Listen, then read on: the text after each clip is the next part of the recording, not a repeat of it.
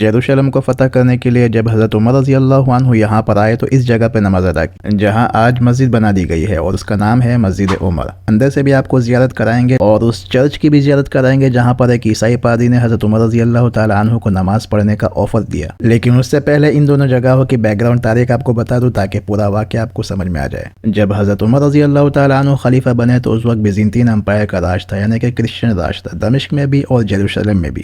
تو حضرت عمر رضی اللہ تعالی عنہ نے مسلم امپائر کو بڑھانے کی سوچا اور آرمی بھیجی دمشق کی طرف۔ وہاں پر بیزنطین سے لڑائی ہوئی اور جس جنگ کا نام تھا یرموک، اور وہاں پر مسلمانوں کو فتح حاصل ہوئی۔ اب یرموک کی جنگ میں فتح حاصل کرنے کے بعد میں حضرت عمر رضی اللہ تعالی عنہ نے لشکر کو یروشلم کی طرف بھیجا جو کہ دمشق کے بالکل پاس میں ہی تھا۔ تو صحابہ کی جماعت یروشلم پہنچتی ہے اور یروشلم کا محاصرہ کرتی ہے۔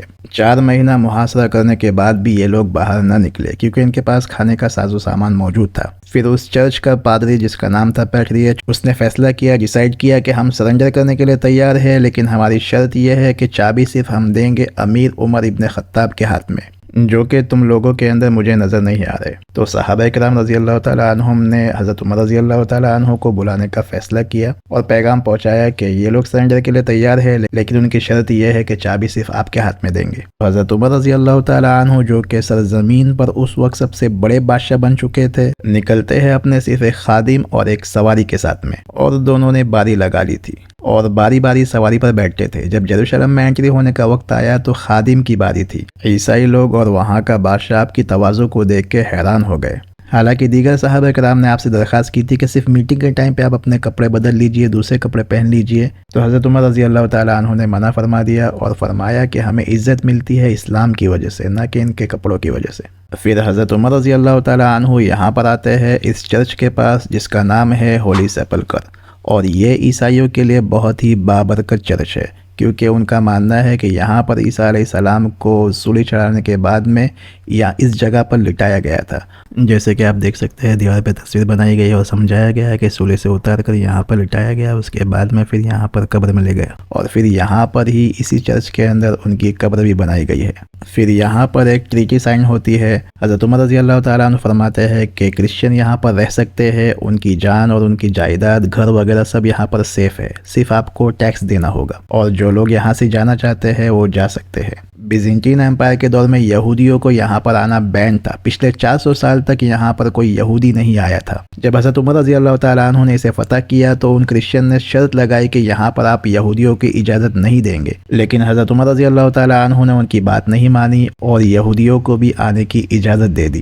اسی بات چیت کے دوران نماز کا وقت ہو جاتا ہے تو حضرت عمر رضی اللہ تعالیٰ عنہ نماز پڑھنے کا ارادہ ظاہر کرتے ہیں تو وہ کرسچن پادری پیٹریچ آپ کو چرچ میں نماز پڑھنے کا آفر کرتا ہے کہ آپ یہاں پر اپنی نماز ادا کر سکتے ہیں، لیکن حضرت عمر رضی اللہ تعالیٰ عنہ منع فرما دیتے ہیں اور چرچ کے بالکل باہر وہاں پر آپ نماز کو ادا کرتے ہیں، اور اسی جگہ پر آج یہ مسجد بنا دی گئی ہے جس کا نام ہے مسجد عمر ابن خطاب رضی اللہ عنہ۔ تو کرسچن پادری نے صرف چابی دینے کے لیے حضرت عمر رضی اللہ تعالیٰ عنہ کو یہاں تک کہ کیوں بلایا؟ بعضوں نے لکھا ہے کہ آپ کی علامت ان کی کتابوں میں موجود تھی کہ ایک شخص ایسا ہوگا جو کہ یروشلم کو فتح کرے گا، اور میرے ذہن میں یہ بات آتی ہے کہ نبی کریم صلی اللہ علیہ وسلم کی حدیث ہے لو کان بعدی نبی لکان عمر، اگر میرے بعد کوئی نبی ہوتا تو وہ عمر ہوتا۔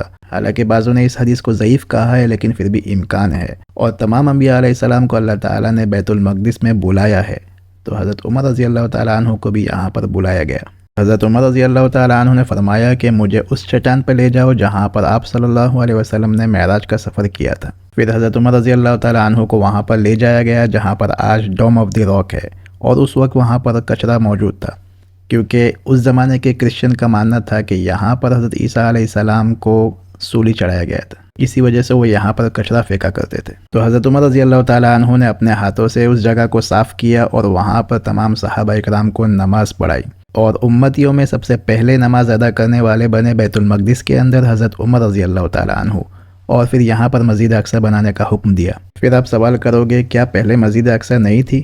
تو دیکھو، مسجد اقصی اور مسجد حرام تو آدم علیہ السلام کے زمانے سے ہی تھی، کیونکہ حدیث میں آتا ہے کہ صحابہ کرام نے پوچھا نبی کریم صلی اللہ علیہ وسلم سے کہ دنیا میں سب سے پہلی مسجد کون سی ہے؟ تو آپ صلی اللہ علیہ وسلم نے فرمایا کہ مسجد الحرام۔ پھر پوچھا کہ اس کے بعد کون سی ہے؟ تو فرمایا مسجد الاقصی۔ پوچھا کہ دونوں کے درمیان کتنا فاصلہ ہے، یعنی کتنے ٹائم کے بعد میں مسجد اقصی بنی؟ تو آپ صلی اللہ علیہ وسلم نے فرمایا کہ 40 سال بعد، یعنی پہلے مسجد حرام بنی، اس کے بعد میں مسجد اقصی 40 سال کے بعد بنی۔ تو آدم علیہ السلام کے زمانے میں کیسی تھی، نوح علیہ السلام کے زمانے میں کیسی تھی، وہ تو اللہ کو معلوم۔ اور جو سلیمان علیہ السلام نے بنائی وہ بھی مسجد اقصی ہی تھی۔ یہ تو یہودی سے ٹیمپل کہتے ہیں۔ ہو سکتا ہے کہ مسجد کا لفظ جسے آج ہم مسجد سمجھتے ہیں اس کے علاوہ کسی اور معنی کے اندر بھی استعمال ہوتا ہوگا، کیونکہ نماز فرض ہوئی معراج کے واقعے میں، جو کہ ہجرت سے پہلے واقع ہوا۔ تو اس وقت نہ ہجرت ہوئی تھی، نہ کوئی مسجد بنی تھی، پھر بھی اللہ تعالیٰ نے قرآن میں فرمایا سبحان الذی اسری بعبدہ لیلا من المسجد الحرام الی المسجد الاقصی، کہ مسجد حرام سے لے گئے مسجد اقصی تک۔